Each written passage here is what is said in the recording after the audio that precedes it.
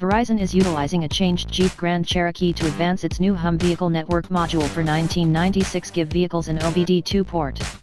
The altered SUV is named the HUM Rider. The Jeep Grand Cherokee has been fitted with a custom water-powered framework that hoists the SUV, as well as moves the wheels out on a point, giving it a more extensive position. In the video, the Grand Cherokee's track broadens as it transcends different autos with the goal that it can drive over a line of halted movement. Cameras mounted on the undercarriage watch out for leeway. Once the SUV clears the last auto, it brings down and the driver makes a correct turn at the crossing point. Toward the finish of the video, these words show up on the screen: "Obviously your auto can't do that." Be that as it may, HUM can overhaul your ride with other new traps. Despite the fact that the HUM Rider is genuine, it was entirely worked as a limited-time vehicle. The HUM by Verizon then again gives a vehicle analytic instrument, roadside help, and even discretionary Wi-Fi availability for more established vehicles.